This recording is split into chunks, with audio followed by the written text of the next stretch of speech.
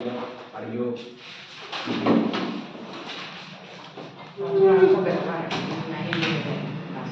तक कल जो क्वेश्चन था एक क्वेश्चन लिखा हुआ है आपके पास, जो विच of the following is irrational number जो था वो क्वेश्चन लिख के बोलिए फिर से। तो उस बुक में थी आरएस में which of the following is an irrational number. एक minute, which of the following is an irrational number. ठीक है, नंबर एक ऑप्शन था 22/7 ना। Yes sir. दूसरा 3.1416 1416 इसके ऊपर बार है नहीं, उसी दूसरे का फुल स्टॉप हो गया ना। अब तीसरा वाला क्या लिखा है? 3.1416 बार 1416 बार 3.14114114 फिर 1114 ना। हाँ सर। ऐसा किया गया। अब इसमें पूछा है कि कौन सा इरेशनल नंबर होगा। ठीक है, कल हम लोग इसको देख के थोड़ा सा कंफ्यूज हो गए थे ना, तो जब सब लोग बोले हमें भी ध्यान नहीं दिया, हमने इसको मान लिया कि इरेशनल नंबर होगा, जबकि पाई की वैल्यू ये है लेकिन ये एग्जैक्ट वैल्यू नहीं है ना। तो पाई इरेशनल नंबर है लेकिन 22/7 रेशनल नंबर है। तो सर पाई की वैल्यू कौन निकाला था? इतना मेहनत करके निकाला होगा किसने? कैसे निकाला? अरे कौन बोल रही है? देखो इसको देखते ही पता चल जा रहा है कि ये इरेशनल मतलब रेशनल नंबर है ना, क्योंकि ये टर्मिनेटिंग नंबर है ना, टर्मिनेट हो जा रहा है ना, रिकरिंग है। मतलब आपने जब डिवाइड किया होगा इसको तो ये देख रहे हो कि ये नंबर एंड खत्म हो जा रहा है ना, यहाँ 6 के बाद कोई नंबर नहीं आ रहा है। Yes sir. ठीक है, तो मतलब ये टर्मिनेटिंग नंबर है, तो ये रेशनल नंबर है, ये रेशनल नंबर हो गया। ठीक है, यस सर। और इसके ऊपर जब बार लगा है तो देखते ही समझ जाइए कि रेशनल नंबर होगा, है ना। और ये 3/5 के फॉर्म में है, तो इसको भी देखते ही आप समझ जाइए कि ये रेशनल नंबर है। लेकिन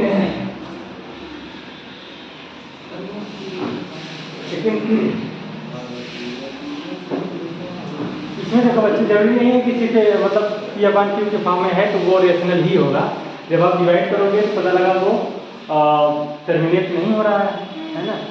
तो इसीलिए आप पहले सारे ऑप्शन को सही से देख लो। इस वाले ऑप्शन में आप देख रहे हो कि 1 4 आ रहा है, फिर देखो 1 1 4 आ रहा है ना, फिर 1 1 4 आ रहा है, फिर अगली बार 1 1 4 बार 4 आ रहा है। मतलब ये चीज़ें खत्म होने का नाम नहीं ले रहा है ना, ये चीज़ें कभी 4 फिर 5 ऐसे बढ़ता जा रहा है। ठीक है, तो और डाट भी लगा है, तो ये रेशनल नंबर है ना, ये रेशनल नंबर है। क्यों? क्योंकि इसमें देख रहे हो रिपीट पूरी चीज़ देखो। अगर ऐसा होता है 1 4 फिर जाके ये 1 1 आने के बाद फिर 1 4 आता है ना, मतलब ये तो ऐसे आता 1 4 फिर 1 4 इसे 1 4 1 4 1 4 इस तरीके से आता, तब जाके हम कहते वो रेशनल है ना। लेकिन ये चीज़ें बिल्कुल अलग अलग हो जा रही हैं। अगर मान लीजिए हम 3 डिजिट को मिलाते हैं तभी देखिए कि वो नहीं बन पा रहा 1 4 1, यहाँ तक तो बना लेकिन 1 1 4 बन जा रहा है ना। जैसे ये तो 1 4 1 है, अगर 3 डिजिट को हम रिपीट देखते हैं कैसे रिपीट हो रहा है 1 4 1, ये भी बन रहा है, लेकिन ये 1 1 4 हो जा रहा है। फिर यहाँ से आप देखोगे तो 1 1 1 1 मतलब 3 बार आ जा रहा है, तो मतलब वो सेम नंबर रिपीट नहीं हो रहा है, तो इसीलिए ये इरेशनल नंबर है। ठीक है, ये इरेशनल नंबर है। और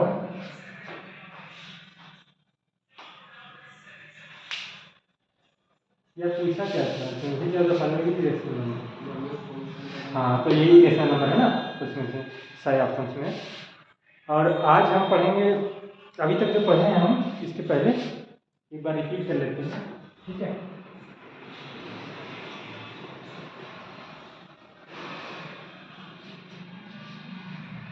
देखिए पूरा इस चैप्टर में पढ़ना है।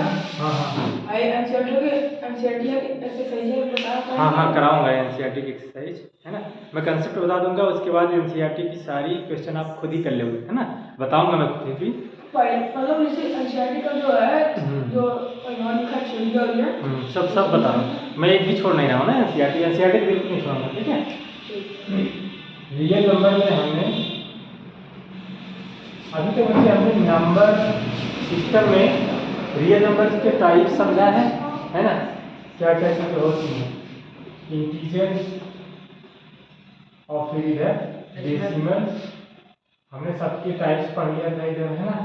पॉजिटिव इंटीजर्स, ध्यान से रिवीजन करते रहिए, घर पढ़ने की जरूरत नहीं होगी। मैं सुना रियल नंबर के दो टाइप होते हैं, एक इरेशनल और एक रेशनल। किसके? रियल नंबर के? बच्चे वो 9th क्लास में पढ़ते हो ना, 9th में वैसे ही दिया है। यहाँ पे आपने कल खुद ही देखा था, अभी समझ जाओगे रेशनल इरेशनल कहाँ चीजें आती है ना, अभी क्लियर हो जाएगा आपके पास। ये देखो निगेटिव और निगेटिव इंटीजर है। अब उसके बाद इसको हम बोलते हैं नेचुरल नंबर, और इसको भी मिला देते हैं तो ये होल नंबर हो जाता है ना। मतलब ये दोनों प्लस कर लो तो ये होल नंबर हो जाता है, ठीक है। और फिर उसके बाद हमने देखा था नेचुरल नंबर के अंदर कौन सी चीजें थी। एक बोला था प्राइम नंबर, है बच्चे, प्राइम नंबर और कंपोजिट नंबर, और फिर पढ़ा था कौन सा? को प्राइम नंबर। ध्यान से देखना, सब क्लियर हो जाएगा। अब इधर जितने भी नंबर आपने देखा है ये सारे क्या है? रेशनल नंबर है, ठीक है। तो सोचो कि जो वो डिवीजन किया गया था रेशनल नंबर, जो आप बोल रहे हो कि रियल नंबर के दो टाइप होते हैं, एक रेशनल और इरेशनल। तो आप देखो इधर वाला पार्ट क्या हो गया? रेशनल नंबर हो गया ना। अब डेसिमल वाले में देखिए थोड़ा सा, मतलब वो जो कैटेगरी है वो थोड़ा सा कंफ्यूजिंग वाली, मतलब वो क्लियर कंफर्म पूरी सही नहीं है पूरी तरह से, क्योंकि इधर वाला मान लो रेशनल कर ले रहे हो, इसमें जो चीजें हैं डेसिमल में आधा ही रेशनल है आधा ही रेशनल है ना, तो वो दिक्कत कर रही है। अब देखिए इसमें हमने कल पढ़ा था एक टर्मिनेटिंग नंबर और एक नॉन टर्मिनेटिंग, है ना। अब इसको मतलब रिकरिंग बोलते थे और इसको रिकरिंग, ध्यान रखिएगा रिकरिंग तो बताया था कल, और नॉन रिकरिंग, है ना, नॉन रिकरिंग, ठीक है। तो मतलब ये डिवाइड करने, कोई भी नंबर को डिवाइड करने पे वो एंड हो जाता है, लेकिन इसको आप डिवाइड करते हो तो खत्म नहीं होता है। और सेम नंबर रिपीट नहीं होता है, वो अलग अलग नंबर आते रहते हैं, जबकि इसमें अगर रिपीट भी होता है तो वो सेम नंबर होता है, ठीक है। तो इस चीज को हम बोलते हैं रेशनल नंबर, और इसको जो नॉन रिपीटिंग है उसको बोलते हैं इरेशनल, ठीक है, इरेशनल। ये बात ध्यान रखिएगा। तो इरेशनल बस यही इतने ही होते हैं जो रिपीट ना करें, मतलब एक पैटर्न ना बने, पैटर्न फॉलो ना हो, उनका कोई पैटर्न फॉलो ना हो, ठीक है। तो जिसके ऊपर बार लगा हुआ है तो वो तो देखते ही समझ जाएगा कि वो रेशनल नंबर है, ठीक है। तो ये सारा हमने समझा कि नंबर के बारे में, ठीक है। अब क्योंकि आगे जितने भी क्वेश्चन 10th क्लास में हर चैप्टर में यही है, कहीं भी किया जाएगा टू पॉजिटिव इंटीजर्स, है ना, तब आपको तुरंत समझ आना अच्छा इंटीजर क्या होते हैं। इंटीजर सही होते हैं मतलब वन, हाँ, पॉजिटिव भी है, नेगेटिव जीरो, मतलब जो भी पूरे मतलब कंप्लीट नंबर में हैं वो सारे इंटीजर्स हैं, जैसे जो नंबर लाइन में रिप्रेजेंट किए जाते हैं। जीरो किस में आता है? होल। जीरो बच्चे पहला होल नंबर है, ये इंटीजर के अंदर ही आएगा, सुनो बच्चे, ये सारे इंटीजर के अंदर ही आएंगे, है ना। जब कहीं आपको इंटीजर की बात करेगा आप समझ जाना कि इसमें से कोई भी नंबर हो सकता है, वो जीरो भी हो सकता है, वो निगेटिव में भी हो सकता है, ठीक है, +5 भी हो सकता है, -5 भी हो सकता है, 3 भी हो सकता है, ये सारे नंबर। क्योंकि आपके आगे इस क्वेश्चन से लिखा गया, जैसे मान लीजिए कोई चीज दे दिया गया, बोलेगा A and B are the positive integer, तब आपको तुरंत समझ जाना है कि ए और बी की जो वैल्यू होगी वो 1 2 3 4 5 ये नेचुरल नंबर ही होगी, ठीक है। तो यही चीज समझना है। अब आज जो हम लोग आगे पढ़ते हैं इसमें से क्वेश्चंस और भी मैं वो RS अग्रवाल आए नहीं बच्चों हाजिर नहीं है, उसके और क्वेश्चंस मैं दूंगा, ये रेशनल इरेशनल वाले, है ना, क्वेश्चंस और भी दूंगा। इस वाले बुक में है नहीं आगे समझना, हाँ, इसमें तो कहीं दिया नहीं है ऐसे कुछ, तो वैसे सिलेबस में वो नहीं है रेशनल इरेशनल। तो ये जो आपके हाफ ईयरली एग्जाम या पीरियोडिक होता है उसमें दे देते हैं, लेकिन बोर्ड एग्जाम में नहीं आता। बोर्ड एग्जाम में सिर्फ 2 ही क्वेश्चन आते हैं, एक LCM SCF से रिलेटेड आएगा, है ना, मतलब जो सिलेबस में दिया है बोर्ड एग्जाम में एग्जैक्टली वही देता है NCERT, बिल्कुल, ठीक है, आप नहीं देता। अगर सीबीएसई पेपर होता है वो आरडी शर्मा का भी बनता है और नहीं बच्चे किसी बुक से नहीं बनता हूँ, एनसीईआरटी मेन फोकस रहती है उनकी। जैसे देखो दो मैं बताया था शुरुआती क्लास में पहले, एनसीईआरटी की बुक से बनाता हूँ ना। सुनिए मैं पहली क्लास में बताया था ये कि मैथमेटिक्स जो क्लास 10 में है दो तरीके से है ना, दो तरीके से मैथमेटिक्स है। एक बेसिक मैथमेटिक्स है ना, और दूसरा स्टैंडर्ड है। तो बच्चे जिन बच्चों को 11th क्लास में आपको मैथ लेना है, मैथ्स पढ़ना है, तो उसको ये लेना जरूरी है। जिसको अगर बायोलॉजी पढ़ना है ना, या कॉमर्स लेना है या आर्ट्स लेना है, तो वो बच्चा बेसिक ले सकता है, ठीक है। लेकिन अगर किसी ने बेसिक पढ़ा है तो वो मैथ फिर नहीं ले पाएगा।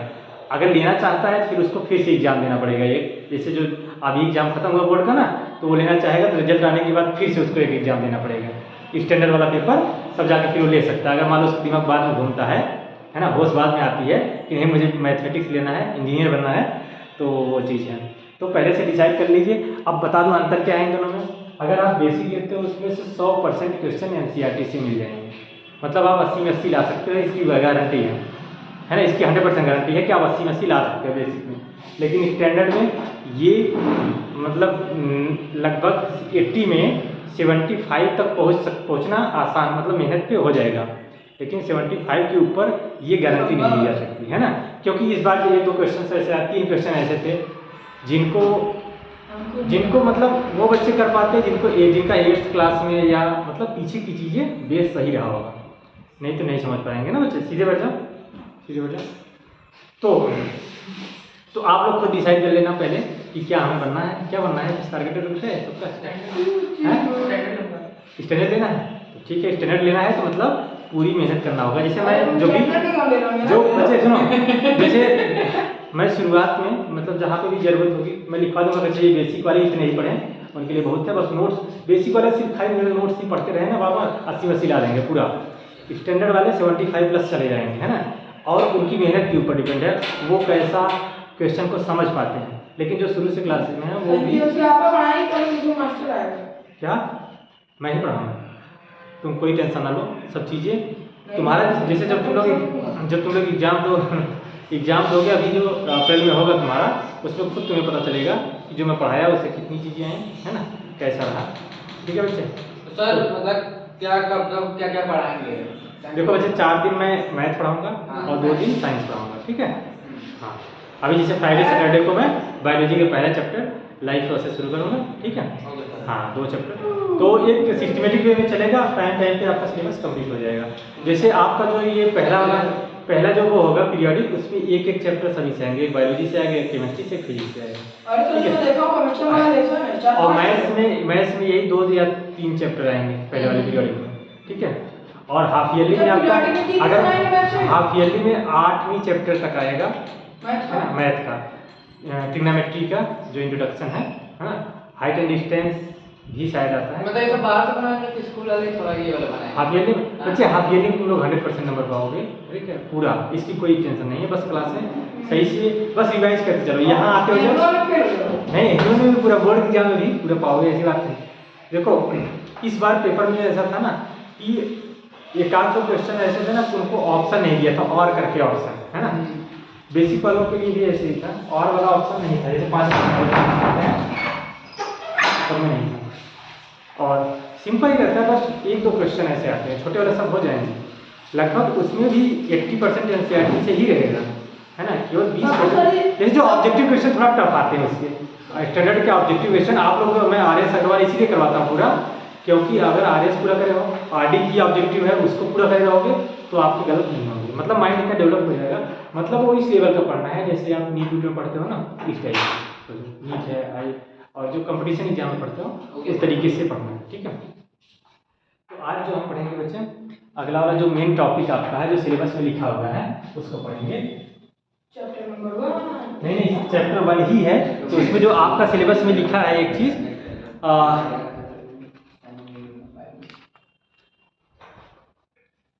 The fundamental theorem of arithmetic, है ना, the fundamental theorem of arithmetic. एक और है यूक्लिड डिवीजन लेम्मा थ्योरम, लेकिन वो सिलेबस में अब हट चुका है, तो उसको फिर भी मैं पढ़ाऊंगा, लेकिन लास्ट में पढ़ाऊंगा ना। जो चीज़ें नहीं है तो उसको खाली इंट्रोडक्शन देंगे, हैं? यूक्लिड वाला पीरियड में आएगा।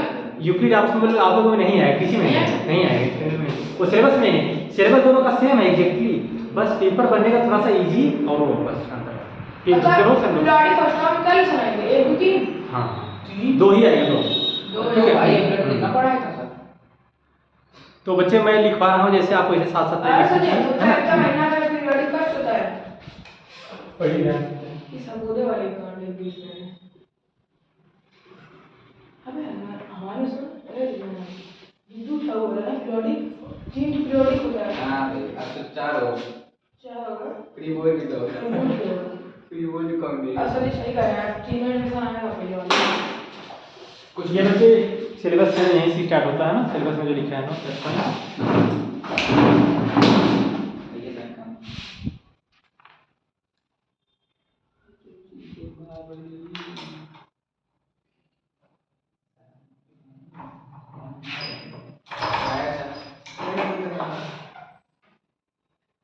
आगे बालक कितना लेट क्यों आए?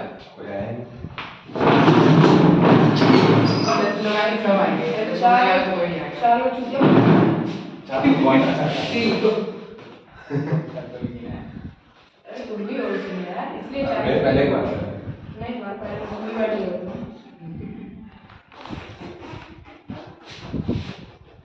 एक एक ब्लू कर इसकी गाली देने की आदत नहीं छूट रही। और मैं गाली देता हूँ इसके अंदर बच्चे लिखो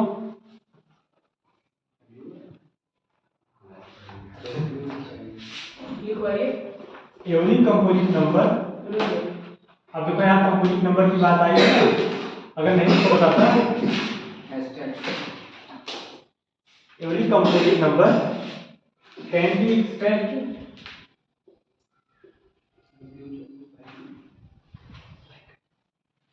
एक्सप्रेस्ड इसको ब्रैकेट में लिख लो फैक्टराइज्ड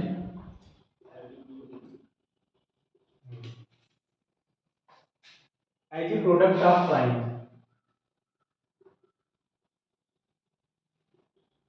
प्राइम्स। इतनी बात।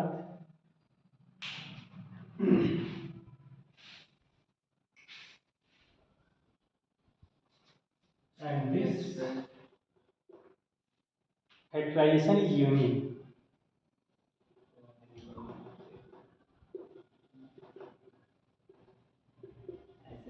सबों के नीचे है product of prime.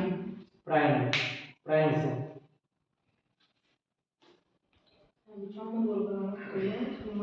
Unique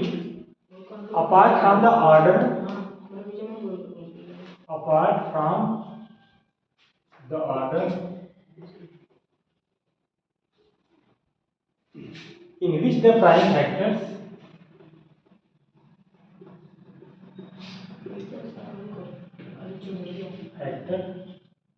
occur।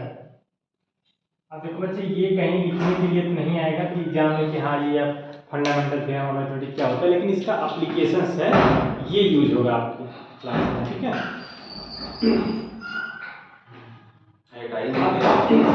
आप इधर बैठो। बच्चों की जो बैठ अब देखिए इसको समझते हैं क्या इसका मतलब होता है। दो मिनट ठीक ठीक ठीक। इसको बोला है हमको बैठ दिखाओ।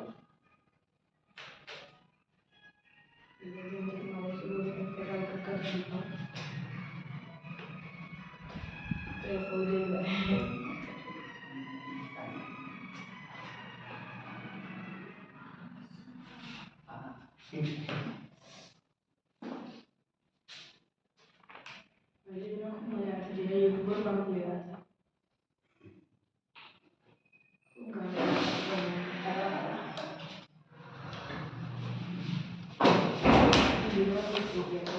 आगे क्या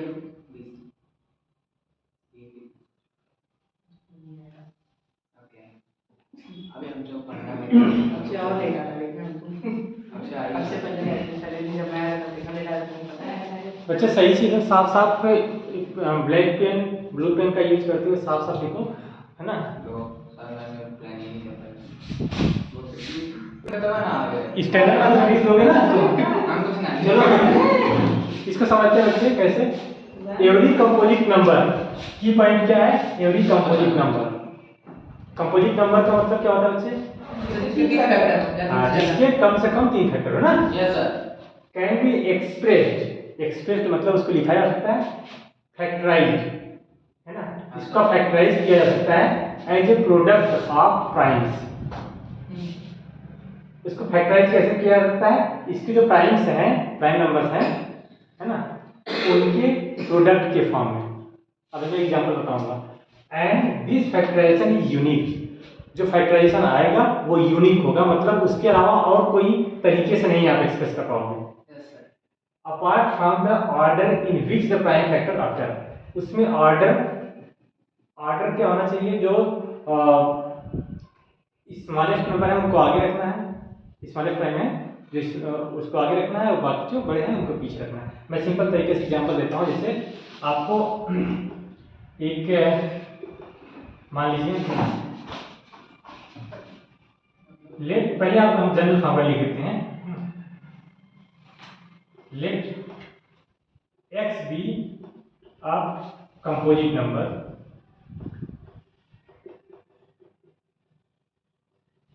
अगर यह एक कंपोजिट नंबर है तो इसको प्राइम्स के फैक्टर्स में, मतलब प्रोडक्ट ऑफ प्राइम्स में कैसे लिख सकते हैं? इसको फैक्टराइज करके x इक्वल टू मान लीजिए p1 है, ठीक है, multiplied by p2 multiplied by p3 dot dot dot pn, ठीक है। तो कहने का मतलब बच्चे क्या है, ये बीच में मल्टीप्लाई लगा है, ठीक है। pn मतलब नंबर n तक है, ठीक है। तो यहाँ पे आप देखोगे जो सबसे छोटा नंबर है उसको आगे रखेंगे, फिर ऐसे। जैसे मैं एक एग्जांपल लेता हूँ। मान लीजिए कोई कंपोजिट नंबर बताइए, 12 लेता हूँ, ठीक है। 12 एक कंपोजिट नंबर ले लिया, तो इसके कितने फैक्टर्स हो सकते हैं जो प्राइम फैक्टर? अब इसका फैक्टराइजेशन कैसे करते हैं बच्चे? ऐसे करके 2 6 2 3 3 1 जाए, ठीक है, ठीक है। सही बात है ना सब कुछ? तो इसके कितने फैक्टर? पहला 1 हो गया ना, 1 तो सबका होता है, 1 को आगे लिखते हैं। फिर उसके बाद 2 आया, अब देखो बच्चे फिर 2 आया और फिर 3 आया, ठीक है। तो यहाँ आपने कैसे जो सबसे छोटा नंबर है उसको आगे रखा, सीरियल वाइज लिखा है ना, ठीक है। अब इसको आप कैसे लिखोगे? 1 इंटू 2 का स्क्वायर, है ना, 2 टाइम्स आया इंटू 3, ठीक है। तो यही ये फंडामेंटल थ्योरम यही बोलता है, कोई भी कंपोजिट नंबर है उसको इस तरीके से आप एक्सप्रेस कर सकते हो, और ये यूनिक है। ऐसा नहीं कि आप बस इसका ऑर्डर, मतलब ऑर्डर चेंज करोगे तो कोई फर्क नहीं पड़ेगा, 3 को आगे रख दिया, 2 को पीछे रख दिया, मतलब ऑर्डर को ना लो तो ये यूनिक है। ऐसा नहीं कि और कोई इसमें नंबर आ जाएगा। यूनिक इसलिए है, जैसे देखो अब ऐसा नहीं 12 में आप ऐसा लिख दोगे 1 इंटू 2 इंटू 3 इंटू 5, ऐसा नहीं कर दोगे, वो यही नंबर रहेंगे। बात समझ रहे हो ना? मतलब कोई भी कंपोजिट नंबर है उसका एक ही फैक्टराइजेशन होगा। ऐसे नंबर निकाले हैं तो डायरेक्ट 4 से नहीं निकाल सकते? नहीं बच्चे, ऐसे नहीं करना, इस पहले छोटे नंबर से काटते हैं, ठीक है, छोटे नंबर से काटेंगे। तो ये था बच्चे कंपोजिट, क्या नाम है, फंडामेंटल थ्योरम ऑफ अरिथमेटिक। इसको बोलते हैं, समझ लो कि लिख दो कहीं थ्योरम 1.1 लिख दो, ठीक है, बस 1.1 पहले, और 1.2 थ्योरम एक है उसको भी लिखते हैं। फिर हम क्वेश्चन, मतलब जो आपके क्वेश्चंस आते हैं उन पे बात करते हैं। अच्छा, इसका एक एग्जांपल और दे दूं? जैसे कोई बड़ा नंबर हो, कैसे फैक्टराइजेशन करेंगे? ये लिख लिए आप लोग? लिख लिए सब लोग? लिख लिए। एक और एग्जांपल बड़ा सा थोड़ा सा दूं, जैसे आपकी एनसीईआरटी में भी वो क्वेश्चन एग्जांपल दिया हुआ है। आप जैसे 327660 अब इसको आप फैक्टराइज करोगे, फैक्टराइज तो कर सकते हो ना, फैक्टराइज करना आता है ना, 32760। अब इसको हम देखिए फैक्टराइज में हो जाता है कि नहीं, ध्यान जाएगा, देखिए 2 से करेंगे, पहले 2 1 जा 2, 1 बचना है यहाँ पे, हाँ 3 में से 2, हाँ 2 6 जा 12, और फिर कितना है यहाँ 2 3 जा 6, 2 8 जा 16 और फिर 0। अब देखो बच्चे, जिसको ये नहीं आता है तो उसको अलग से पूछना होगा ना मुझसे। अगर जिसको आता है तो बढ़ता जाएगा, लेकिन कुछ बच्चे ऐसे होते हैं जिनको नहीं आता ये भी। 2 8 जा 16 और फिर 2 1 जा 2 और फिर 1 बचा, 2 9 जा 18, ठीक है, 2 4 जा 8। अब देखो बच्चे यही गलती करते हैं, 2 4 जा 8 हो गया, अब 1 में डिवाइड नहीं हो रहा है, तब इसलिए आप यहाँ 0 लगाओगे, फिर 2 9 जा 18 करोगे, ठीक है। अभी 18 ध्यान रखो बच्चे, सुयाल से देखो बेटा ये बात समझे क्या मैंने लिखा, क्यों जीरो ये सभी कर रहा हूँ आता है आपको? हाँ? आपने जीरो लिखा है? ये सभी है देखो बच्चे देखो सही लिखे हैं। हाँ सर कर रहा है, ठीक अच्छा सही कर रहा है। ठीक, ये ध्यान रखिएगा। अब अब देखो बच्चे यहाँ बच्चे फाइव का ध्यान रहे, अब जब लास्ट में 5 आया है तो 2 से कटेगा नहीं, तो नहीं। 3 से चेक करते हैं, 3 से चेक करते हैं कटता है कि नहीं है। 3 बन जा 3 और कितना बचा यहाँ बच्चे 10, 3 3 जा 9, फिर कितना हो गया 3 6 18, 3 6 जा 65 और 3 5 जा, फिर 3 4 जा 12 और 3 5 जा 15, 3 5 जा 15। फिर ये देखो 3 से कटेगा नहीं कटेगा ना, 3 1 जा 3 3 5 जा 15, लेकिन वही करेगा 5 करेंगे 5 नौ बच्चे। हाँ 4 में तो नहीं जाएगा, इसलिए दोनों के लेंगे 5 आएंगे 45 और 5 आएंगे 5। फिर क्या करेंगे, अब किससे कटेगा ये वाला नंबर है, अब से कटेगा अभी सर ना, अब सीधे 90 7 से कटेगा, ठीक है। इसके बाद 7 13 जा है ना, हाँ। 7 1 जा 7 7 3 जा हाँ, सर। 13, ठीक है। याद आ गया तो ऐसे कुछ नंबर्स होते हैं जिनको आप जिनका फैक्टराइजेशन आप याद रखेंगे, नहीं तो एग्जाम में थोड़ा सा टाइम लगेगा। अब आप इसको पहले लिखोगे ऐसे 2 × 2 कितने नंबर 1 2 3 3 है ना, इंटू बच्चे 3 × 3 × 5 × 7 13 है। अब इसको कैसे रिप्रेजेंट कर सकते हैं बच्चे, 2 1 2 3 है, ठीक है, इंटू 3 2 × 5 × 7 पावर नहीं 7 3 और किए इंटू 13, ठीक है। इस तरीके से आप रिप्रेजेंट कर सकते हो इसको, ठीक है। ये फंडामेंटल थ्योरम है अरिथमेटिक का। कितनी करोगे 30 का एक कर देंगे ना जब बना फिर 5 2 का करेगा रिएक्शन रात को तो सब एडमिशन कर लिया। इसको बच्चे हमेशा कोशिश करते हैं ना असेंडिंग ऑर्डर में नंबर को लिखने का, मतलब जो सबसे छोटा है उसको आगे फिर इसे तो इसी बात तो समझ गए होंगे ना। अब एक और थ्योरम लिखिए, तो एक और थ्योरम लिखिए तब जाके, क्योंकि थ्योरम एक साथ रहेगा तो ज़्यादा बेटर रहेगा।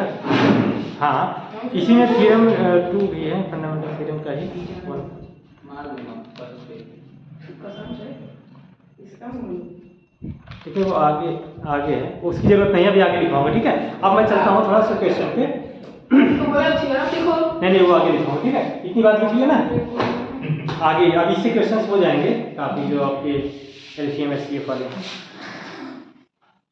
अब थोड़ा सा नहीं है, बस ये छोड़ देना हाँ ये नोट करिए ना सर। अब हम कुछ फैक्टराइजेशन देखते हैं कैसे किया जाता है फैक्टराइजेशन। आगे सुनो बच्चे, फैक्टराइजेशन जिसको आता है तो जो अभी बताने जा रहा हूँ वो बहुत आसान है। अरे ये जो आप मित्र से कहाँ गए चलो देखते हैं क्वेश्चन देखो बच्चा, अब आप लिख लो टाइप 1 है ना। Yes. टाइप 1 में इसमें क्या ना, देखो बच्चे मैं जहाँ टाइप लिखवा दो मतलब आपको ये समझना है कि उस कंसेप्ट को ध्यान में रखना है, बस क्वेश्चन कोई भी आएगा आप कर लोगे, सिर्फ टाइप जब एग्जाम आएगा आपको सिर्फ टाइप को देखना है, नोट लिखवा लेते हैं। नोट नहीं, जो तरीका है यही होगा, ठीक है। अब इसमें क्या है बच्चे, फैक्टराइजेशन करना है आपको, एनसीईआरटी के क्वेश्चंस में लेके कराता हूँ, ठीक है। देखिए एक्सप्रेस ईच कैसे लिखेंगे, express each in as a product of its primes, each as a product of its prime. मतलब क्वेश्चन दिए जा रहे हैं, इसको आप प्राइम के प्रोडक्ट के हमें लिखना है। नंबर 1 क्वेश्चन है, ये एनसीईआरटी का डायरेक्ट क्वेश्चन में ले रहा हूँ, मैं कोई बड़ा सा उठा रहा हूँ, ठीक है। 7429 ठीक है। ये इसको एक्सप्रेस क्वेश्चन समझ लो क्या लिखा है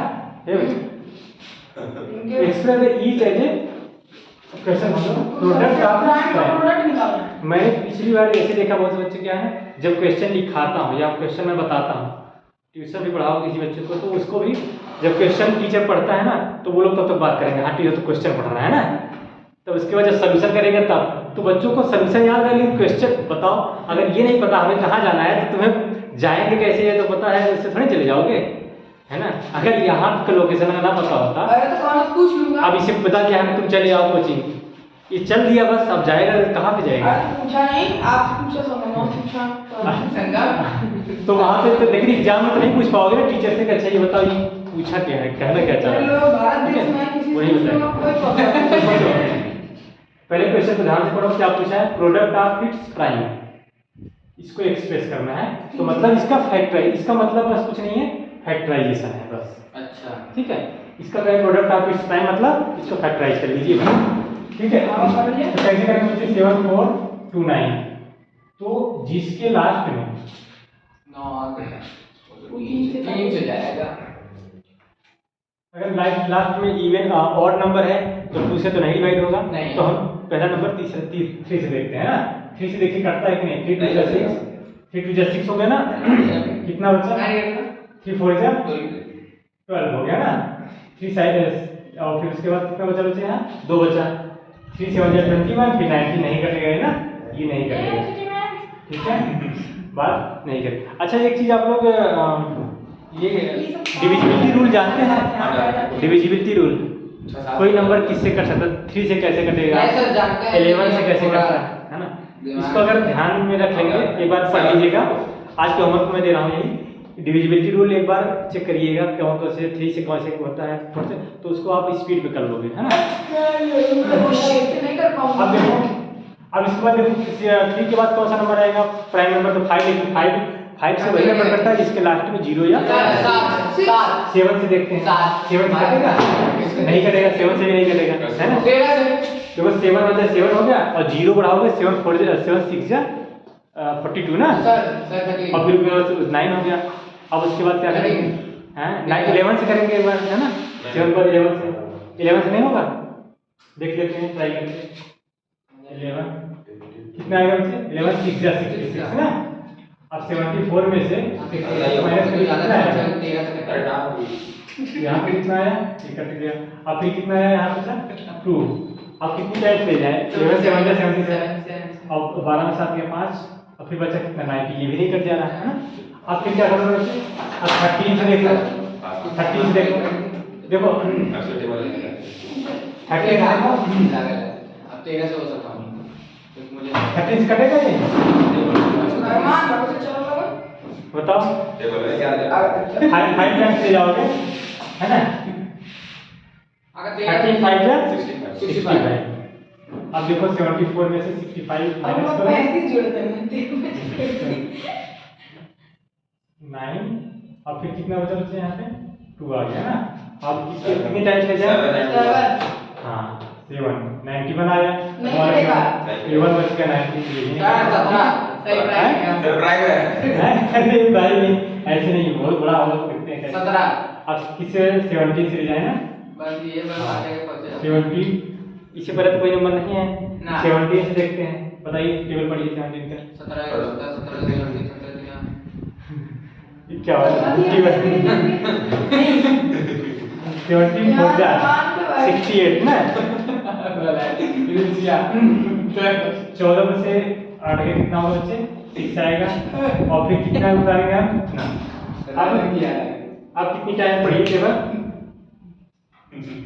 17 51, ठीक है 51, 12 में से 1 2 में से 1 कितना है बच्चे, 1 आएगा, 6 में से 5 के 1 आएगा, अब 9 है, 17 7 119 होता है ना, 17 7 जा 119 होता है ना, अब भगवान जाने। 7 4 7 7 4 11, ठीक है, अरे भाई बाबा कहां तो 17 से कटेगा, आगे मुझे लग ही रहा था क्योंकि 17 ये ऐसा है कि आ सकता है, तो उस चीज को याद रखिए। तो मैं ऑन तो देखो कैसे 7 4 जा, देखो कैसे कटा है इसमें, 7 4 जा 68 है ना, जैसे हमने डाला था 7 4 जा 68।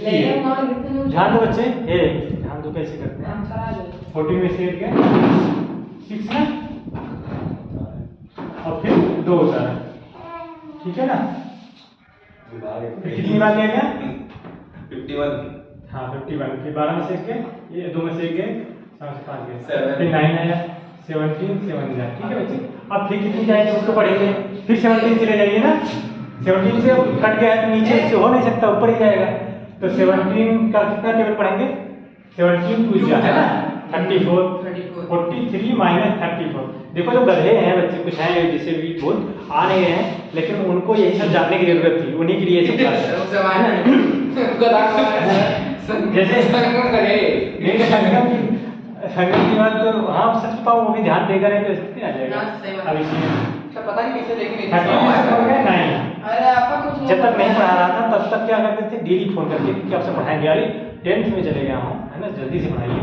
30 में से पढ़ गए 9 हो गया, यहाँ बच्चे कट गया, और फिर कितना बचा वो तो दिक्कत है 7 ना, क्या कटेगा इससे?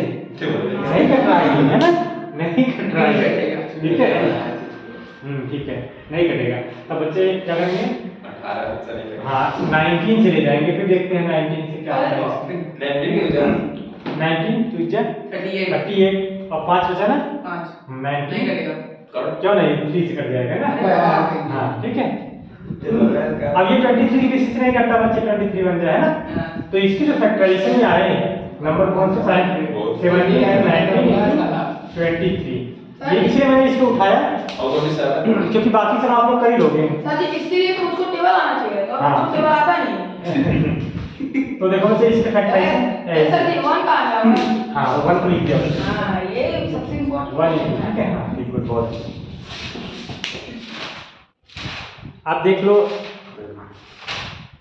इसको लिख लो सही से, एक देता हूँ मैं आप लोग को करने के लिए।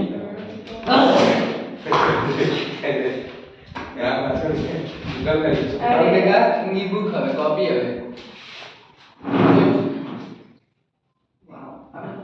अभी जानते मैं अभी तो कुछ टेंशन मत लो, मेरी तबीयत खाली है करना है ए यार बच्चे सुनो बताओ सुनो, कुछ भी हो इसमें 1 को कहीं लिखा नहीं गया है, ठीक है सुनो ध्यान से, सुनो यार जो आंसर दिया है उसमें 1 को लिखा नहीं गया है, तो 1 को जरूरी नहीं लिखना, ठीक है 1 को जरूरी नहीं लिखना, किसी में मैं मैं लिखूंगा ठीक है 1 को ना लिखो तो कोई दिक्कत ठीक है। चलो 827 का है कहाँ 27 लिखा हूँ? 19 अच्छा अच्छा गलत लिख दिया हाँ 23 लिख रहे थे तुम 23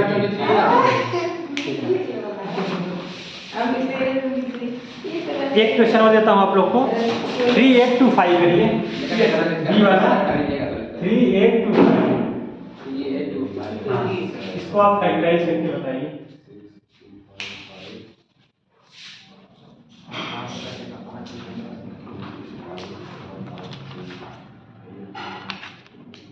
हो गया नहीं हो गया आंसर बताइएगा हो जाए तो।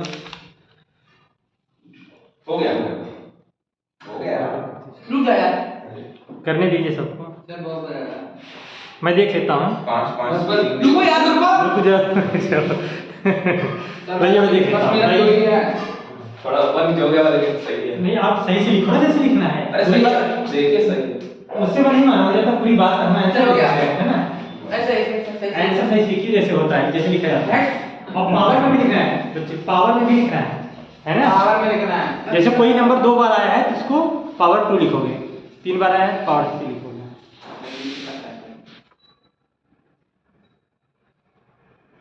हो गया चलो हो गया ठीक है क्यों देखो पहले तो मैंने बोला था, क्या गलत है? मैंने बोला था बच्चे जो सबसे बच्चे 1 को छोड़ दीजिए ना, 1 को लिखिए। छोड़ दीजिए।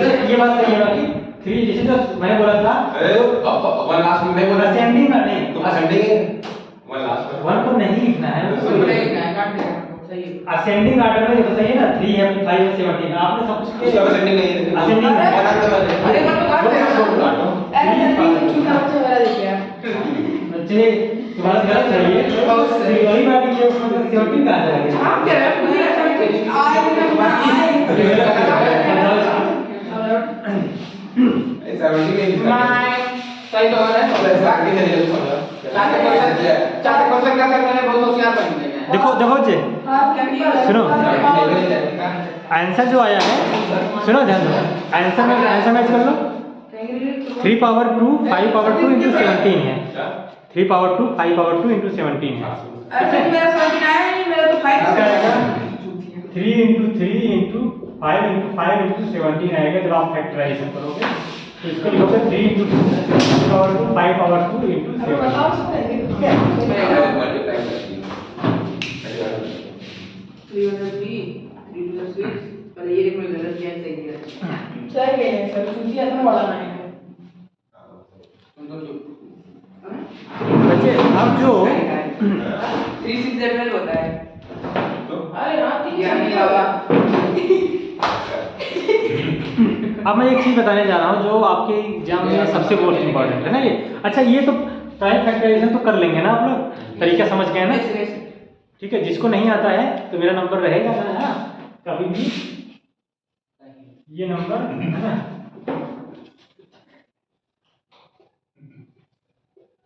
इस पे आप खाली मैसेज कर देंगे वो, है ना? यस सर जी मैं आ ये जाऊंगा WhatsApp है ना, इस पे आप WhatsApp कर देंगे तो मैं बता दूंगा, ठीक है? कभी भी कोई दिक्कत, ठीक? पहला नीचे कर दो हम काट ठीक। अब देखो बच्चे नेक्स्ट कंसेप्ट पढ़ते हैं, है ना? आपका जो सिलेबस में शुरुआती चीज था, एक चीज हो गया जो सिलेबस में लिखा है, एक काम हो गया, ठीक है? पता नहीं चला सर ये घंटा हो गया टाइम अरे सर वो पॉज है वीडियो। हाँ, इस पे बच्चे आप होमवर्क में नोट कर लीजिए। इस टॉपिक के होमवर्क मतलब होमवर्क का मतलब आपको दूसरे टॉपिक में लिखना है ना। होमवर्क है जैसे सुनो बच्चे, एनसीईआरटी नई वाली कौन सी है? ये मैं पुरानी वाली शायद है, 1.2 एक्सरसाइज है, देखिए मैं लिख देता हूँ बच्चे, है ना? मैं तुझे बताता हूं आप मैं क्वेश्चन लिखवा देता हूँ। यस सर एनसीईआरटी का क्वेश्चन है, एक्सप्रेस ईच नंबर क्या बोल गई है ईच नंबर इन कुछ पढ़ोगे in as a product of its prime, as a product of ऐसे प्रोजेक्ट प्राइम। अच्छा ये तो जो साथ साथ चलेगा ना, देखना उसको। अभी जो अप्रैल तक ना जो नए बच्चे आएंगे वो पगला जाएंगे, अच्छा ये कैसे कर लेना, हम नहीं कर पा रहे हैं, है ना? जैसे मैं सर आईसीसी वाले को भी पढ़ाएंगे क्या चीज? आईसीसी वाले को भी आईसीएससी का है कोई? मतलब पढ़ाएंगे अगर मिलेगा तो अगर मिलेगा तो बोल दीजिएगा। ठीक है मिले- सर मिले- पहला क्वेश्चन बच्चे 150 है, दूसरा क्वेश्चन है 156 है, ये करके आइए घर पे। तीसरा अरे छोटा छोटा दिए 505 है तो है बच्चे। बाकी मैं एनसीईआरटी क्वेश्चन यहाँ करवा दिया हूँ, ये एनसीईआरटी का ही क्वेश्चन है। कुछ करोगे तो एक दो और मैं देता हूँ जो एग्जाम्पल है। तो 500 है कहाँ पे बच्चे? यस बेटा 5005 है। अब एक और देता हूँ 235 and 234। अरे मान जाइए 234 करिएगा, इतना बहुत है ना? इतना बस बस बस बंद कर दिए वीडियो बंद करिए सर जी आज अब देखिए अच्छा लग रहा है ना आप देखो ये होमवर्क में करिएगा, दूसरी वाली कॉपी में, मेरी वाली कॉपी में नहीं। मैं तो उसी को भी करता हूं नहीं ऐसे नहीं करिएगा, मैं करूंगा ठीक है? करोगे तो तुम्हें रिवीजन जब करोगे जब इससे फायदा क्या होगा? अरे देखिए ये भी होमवर्क लिख कर ठीक है, अच्छी बात है करोगे, लेकिन दिक्कत क्या होगी? सुनो ध्यान से, तुम्हारी कम से कम 4-5 कापियां वैसी बन जाएगी अगर तुम उसी में लिखोगे तो। और रिवीजन करते हो तुम सोचोगे इतनी मोटी कापी मुझे पढ़ना है, और काम की कापी रहेगी सिर्फ मेरी वाली, है ना? जो तुम कर रहोगे वो तुम रिवीजन करने की जरूरत उसको नहीं है, वो तो तुम्हारी प्रैक्टिस है ना। लेकिन जो मैं लिख पाया रहूँगा वो कापी तुम्हें रिवीजन करना, हमेशा देखना। और सोचो जितना हल्की रहेगी उतनी अच्छी है ना, जितना कम चीजें रहेंगी उसमें उतना रिवीजन अरे चलिए मैं जे ठीक है, ध्यान रखो। चलो। चलो बच्चे नेक्स्ट जो कंसेप्ट है समझ में, इसे लगा दिया करो, ये कंसेप्ट है ना, इसका मतलब कंसेप्ट है, समझ ना? ठीक है, हैशटैग मतलब समझ लो कंसेप्ट है। आपको निकालना है, देखो प्रोडक्ट ऑफ, क्वेश्चन है नहीं question, product of LCM and HCF equal to product of two numbers। अब इसको आप सही से कैसे लिख सकते हो बच्चे? Formula LCM into HCF equal to A into B, यही फॉर्मूला है। मतलब where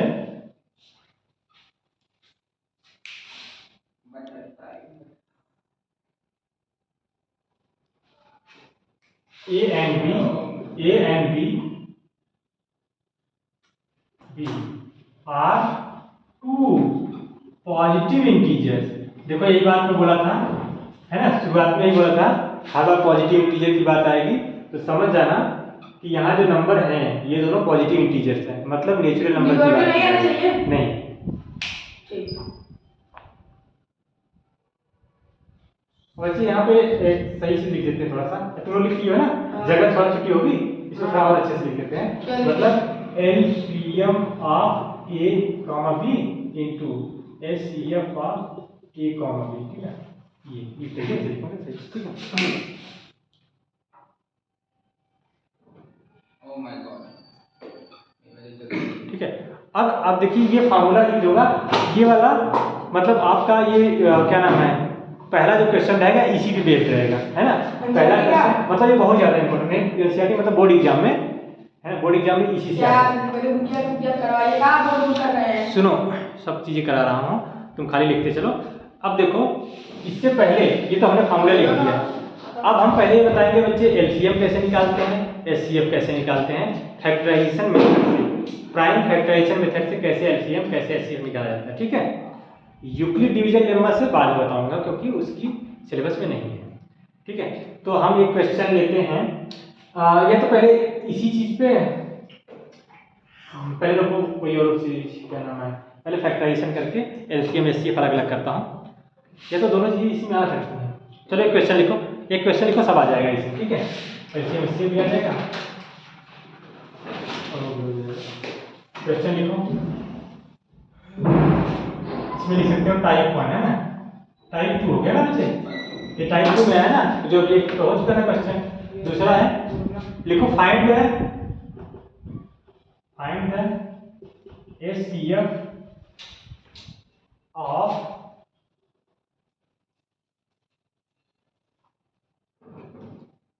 of 96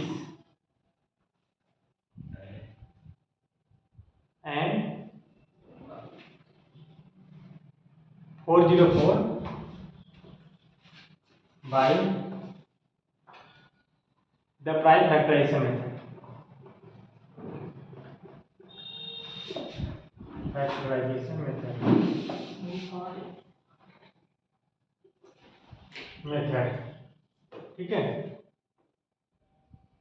Hence find the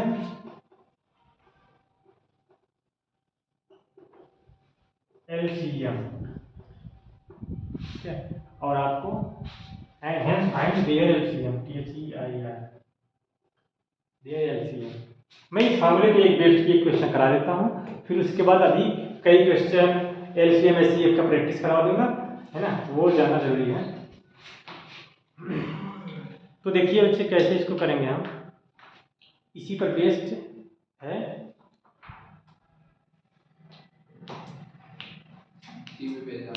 हाँ, ये क्वेश्चन लिखिए ना, आप देखिए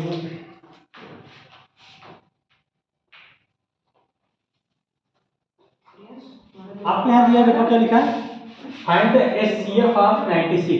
सुनो बच्चे, पहले आपको एचसीएफ निकालना है 96 और इतने का, देखो नंबर को, अब यहाँ क्या है, ए 96 है और बी क्या है 404, दो नंबर है ना, पॉजिटिव है ना ये। By the prime factorisation method, हम प्राइम फैक्टराइजेशन मेथड से इसका एचसीएफ निकालेंगे, है फाइंड एलसीएम, फिर उसके बाद एलसीएम निकालेंगे। फैक्टराइजेशन मेथड होता क्या है? अभी बताया क्या था शुरू में, अभी जो वही फैक्टराइज करके बताया था ना, वही है। अच्छा वो कर, हाँ, अभी देखिए पहले हम इसको करते हैं। देखो बच्चे सुनो, अब आपको जैसे दिया है कि पहले तो कह दिया कि आप पहले एचसीएफ निकालो, इसको मतलब ये क्वेश्चन यहाँ पे बना है, find the HCF of the following of prime factorisation method, यहाँ तक एक क्वेश्चन हो गया, ठीक है। प्राइम फैक्टराइजेशन मेथड से आपको इसका एचसीएफ निकालना है पहले काम, फिर उसके बाद इस फार्मूले का यूज करके आप एलसीएम निकालो। जब आपको एचसीएफ पता चल जाएगा तब जाके एलसीएम को आप निकाल सकते हो ना, इसको उधर भेज दोगे, है कि नहीं, निकल जाएगा। तो पहले हमें काम करना है एचसीएफ निकालना। तो एचसीएफ के लिए कैसे करेंगे बच्चे, अब इसी से देखिए, आपको निकालना है एचसीएफ ऑफ कौन सा नंबर है 96 और 404, ये दो नंबर है जिनकी एचसीएफ निकालना है by the prime factorisation method, ठीक है। तो देखिए कैसे क्या करेंगे बच्चे, पहले हम इन दोनों का फैक्टराइजेशन करते हैं, जैसे 96 का फैक्टराइजेशन और 404 का फैक्टराइजेशन करते हैं, ठीक है। एकदम जैसे समझा भाई समझ लीजिए अच्छे से, कुछ लिखिए कि मत, ठीक है। जैसे हमने लिखा 96 का फैक्टराइजेशन किया, 2 कितना लिखेंगे बच्चे? 2 4 जा बच्चे तुम नहीं समझ पा रहे हो? अरे गधा थोड़ी ना तुमने गधा नहीं होता डिवाइड 16 2 जा 4 जा 2 1 जा 2 जा 2 जा 1, ठीक। तो इसका आप लिखोगे बच्चे कितना आएगा? 2 into 2 into 2 into 1 2 3 4 5 1 2 3 4 5 ठीक है, into 3 आया, ठीक है। 1 2 3 4 और इसका आप देख लीजिए, कर लेते हैं 404 का।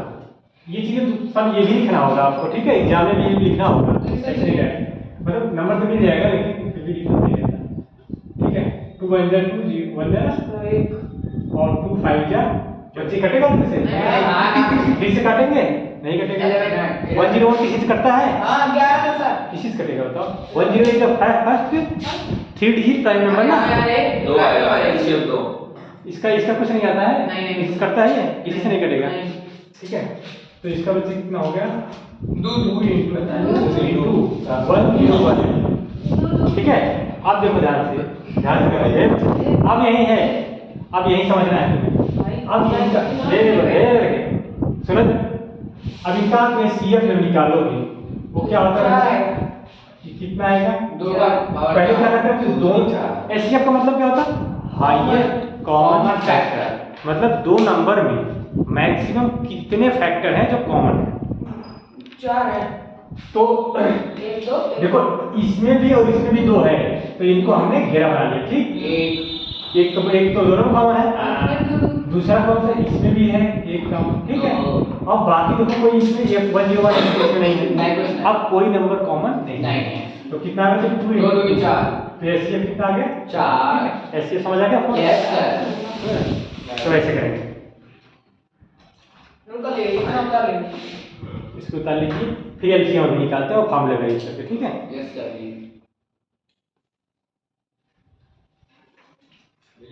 हाँ, तो हमने इस क्वेश्चन का एक पार्ट पूरा कर लिया। फाइंड द एचसीएफ ऑफ इतना एंड इतना 2 number by the prime factorisation method. अब हमें एलसीएम निकालना है। अगर हमें 2 नंबर पता है और एलसीएम या एचसीएफ में से कोई एक चीज पता है, तो हम दूसरा चीज पता कर सकते हैं उस फार्मूले से, ठीक है। आवाज सर आप बहुत है। हाँ हवा है, चलते बच्चे एक लिखता हूँ। देखिए एचसीएफ आपको पता चल गया ना बच्चे? एचसीएफ आप चलते बैठे हैं। एचसीएफ ऑफ 96 और 404 कितना है? 4 दिया है। अब देखो फार्मूला लिखते हैं, एलसीएम ऑफ 96 into 404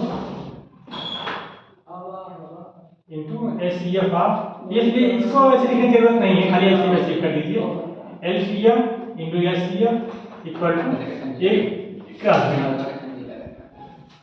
सुनिए ध्यान से। Yes sir. अब क्या करेंगे बच्चे? हमें एलसीएम निकालना है, एलसीएम लिख देते हैं यहाँ पे और इनटू एचसीएफ कितना है? एचसीएफ को उधर भगा दीजिए डायरेक्टली, एक रास बी अपॉन एचसीएफ, क्योंकि एचसीएफ हमें पता है। अब आपने इसकी वैल्यू पुट कर दीजिए। देखिए एक रास बी कितनी है बच्चे? 96 into 404 अपॉन एचसीएफ कितना है? 4, ठीक है। अब देखो बच्चे, चाहे इसको आप डायरेक्टली इस तरह से काट लो और या तो फिर आप वो कर रहे थे डायरेक्टली काट ली जाती है। सर काटने में ज्यादा ही जैसे 4 1 जा 4 है ना, 0 और 4 1 जा 4 मल्टीप्लाई करेंगे, इनको साथ मल्टीप्लाई करेंगे 96 into 101। इससे अच्छा एलसीएम नहीं। तो सर मतलब अगर हम लोग एलसीएम डायरेक्ट कैसे कर देंगे तो नंबर कोई काटने का चांस नहीं लेंगे? नहीं बिल्कुल नहीं, कुछ दिक्कत नहीं है। अगर आप देखो, अगर आप इसको क्या लिखते 96 का फैक्टराइजेशन वाला पूरी चीज लिखते और ये वाला चीज लिखते, फिर उसको काटना, उससे कोई दिक्कत नहीं है ना। ये काटना करना ऐसे ही है, समझ ना, ऐसे काट देना है। अब देखियो, अब ऐसे नहीं बच्चे 4 से इसको भी काटा, इसको काट लिया, दोनों को नहीं काटना है क्योंकि ये मल्टीप्लाई है ना। तो एक ही, चाहे आप 4 से इसको काट सकते थे, 4 1 जा 4 और 4 4 जा 16 है, और फिर चाहे इसको काट लिया। अरे आप पूरी कर दी मतलब कंफ्यूजन हो गया? फिर बताता हूं, इसको कंप्लीट नहीं हुआ। चल फिर बताता हूं। अरे देखो। नहीं हुआ काम। देखो ये नंबर कौन सा है? 96, और दूसरा नंबर कौन है 404 अपान HCF कितना है 4। 4। अब आप इससे चाहे इसको काटो चाहे इसको काटो, इसकी मल्टीप्लाई है इससे हम इसको काटें क्योंकि आसान लग रहा है 101 ठीक है। तब आप 96 इंटू 101 लिख लिया। अब बच्चे इसको मल्टीप्लाई कर लो 101 96 कितना आएगा 9696 6 हाँ 6 1 जा 6 और 0 और 6 1 जा 6 और 9 1 जा 9 और 0 9 1 जा 9। आप 6 9 6 9 बच्चे कर लिए थे सही बात है 9 6 9 6 मतलब कि सर जब भी क्वेश्चन ऐसा देगा तो मतलब कि दोनों निकाल पड़ेगा HCF और LCM। जब पहले हम लोग को LCM निकाल दें। बच्चे क्वेश्चन जो पूछा है जैसे उस क्वेश्चन में क्या पूछा सुनिए अरे, क्वेश्चन ध्यान सुनिए उस वाले क्वेश्चन पूछा है पहले आप HCF निकालो प्राइम फैक्टर इस मेथड से तब जाके फिर आप LCM निकालो। अगर आपको उसमें डायरेक्ट दे दिया था HCF इतना है और नंबर ये हैं आप LCM निकालो तब डायरेक्ट आप यहीं से करते हैं ये फार्मूला लगाते हैं। अभी इसमें कई क्वेश्चन कराऊंगा क्योंकि अलजेब्रा वाला मैं पोर्शन करवाऊंगा मतलब इस पे ही क्वेश्चन आते हैं कम से कम 10-20 क्वेश्चन इस पे कराऊंगा क्योंकि इससे एक क्वेश्चन पक्का आना है और एक बार पढ़ लोगे दोबारा कभी पढ़ने की जरूरत नहीं है क्योंकि सिंपल है। और एक नंबर पहला क्वेश्चन देखते ही आंसर लगाओगे है ना क्योंकि वो भी जो क्वेश्चन आता है बार बार पूछते हैं वो भी बताऊंगा ठीक है। मुझे तो नहीं लगता कोई ऐसा इस मतलब जितनी चीजें बताया उसमें से कोई छूटा हो है ना ठीक है। अब देखो बच्चे कुछ चीज़ें मैं पहले LCM अब इसके बाद ना पहले मैं LCM और HCF निकालना थोड़ा सा और बता देता हूँ ना फिर होमवर्क उस पर दे दूंगा। फिर कितना टाइम हो गया 7:46 हो गया। अच्छा ठीक ठीक।